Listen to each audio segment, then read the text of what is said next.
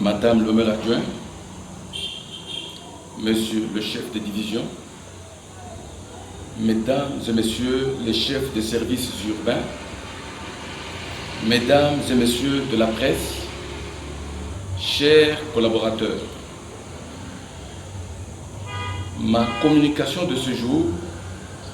va porter sur deux points essentiels, à savoir la sécurité et l'assainissement de la ville. À la fin de cette communication, je vais aborder dans peu de mots quelques réalisations que nous avons pu accomplir depuis notre avènement à la tête de la ville de Kalemi.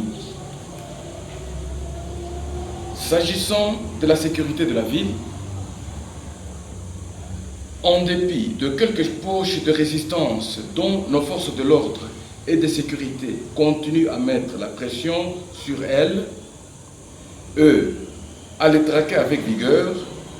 je tiens à rassurer la population de la ville que, malgré les multiples critiques dans les réseaux sociaux, nous constatons que la situation sécuritaire de la ville s'est améliorée comparativement à l'époque où nous avons pris les rênes de l'entité. Plusieurs cas de cambriolage qu'on enregistrait quotidiennement dans presque tous les quartiers de la ville,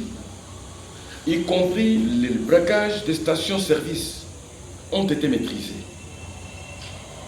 La population doit non seulement reconnaître ses efforts, mais aussi saluer ces prouesses de nos services. Cette avancée est le résultat des stratégies mises en place au niveau du Centre de coordination des opérations, CCO, avec les efforts du commandement PNC Ville, ainsi que les diverses résolutions prises au niveau des conseils urbains et provinciaux de sécurité. Nous tenons à rassurer notre population que toutes les autorités, au niveau provincial et urbain, en commençant par son Excellence, Monsieur le gouverneur de province, Christian Kitungo Mouteba, Monsieur le ministre provincial de l'Intérieur et Sécurité, moi-même en tant que maire de la ville, y compris nos services de renseignement et de sécurité, ne dormons pas. Nous sommes tous, et de manière unanime, déterminés à éradiquer le vol, le cambriolage, la criminalité urbaine, ainsi que tous les actes qui troublent la quiétude des paisibles citoyens sur l'ensemble de la ville.